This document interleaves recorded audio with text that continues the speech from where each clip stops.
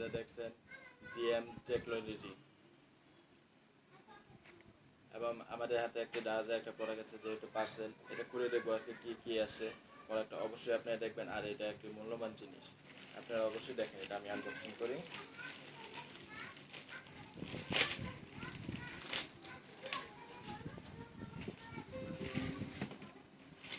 দেখি ডারাজ এটা কি পাঠাইছে আমার জন্য। এটা একটি কেবল, যা এটা আমরা কেবলটা চেকিং দিই, ঠিক আছে। এটা হলো ইন্টারনেটের একটা প্রোডাক্ট। এটা হলো আপনার, এটা আমরা একটা ব্যাটারি ভরে একটু চেক করে দেবো তো এটা কি অবস্থা কেমন আছে। এটা আমরা এখন রানিং করব।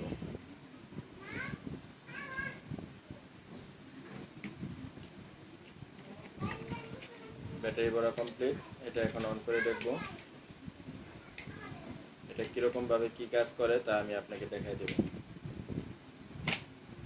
এটাকে দুই ভাগ করা যায়, একটা অপর সাইডে একটা সাইডে, একটা লেফট সাইড একটা হলো রাইট সাইড। দুইটা দুই সাইডে রেখে করতে পারবেন। কেবল কোনো কানেক্টর বা কোনো কিছু যদি সমস্যা থাকে ওই কানেক্টরটা আপনি অবশ্যই এটার মাধ্যমে চেক করতে পারবেন। দেখাচ্ছি আমি তাহলে কাছে আমরা এটাকে চেক ইন করবো কীভাবে এটা কাজ করে আর এটাও কীভাবে কাজ করে তা আমরা আপনাকে দেখাই দেবো। এটা একটা কানেক্টর, এই কানেক্টরটা ভালো মন্দ আমরা দেখতে পাবো এটার সাহায্যে, ঠিক আছে। এটা প্রথমে আমরা এভাবে কানেক্টরটা লাগাবো।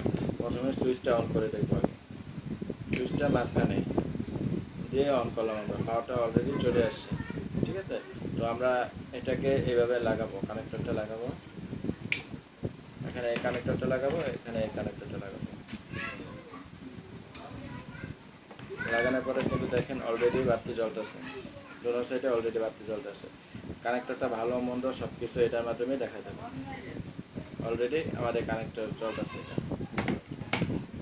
এটা আপনি 1 থেকে 8 পর্যন্ত ধরবো। যদি আরেকটা কানেক্টর আছে ওইটা দিয়ে আপনি নিজে যেটা বানাবেন ওটা 8টা তার, এই 8টা তারে এটা 8টা কানেক্টর দেখাবে এখানে সেক্ষেত্রে, ঠিক আছে। এটা কানেক্টর অলরেডি 4টা, তো এই কারণে মনে করেন এটা 4টা দেখাচ্ছে, 1 2 3 আর 6, ঠিক আছে। আজকে এই পর্যন্ত ভিডিওটা অবশ্যই ভালো লাগলে লাইক কমেন্ট অ্যান্ড শেয়ার করে দেবেন, আর অবশ্যই সাবস্ক্রাইব করতে কিন্তু ভুলবেন না।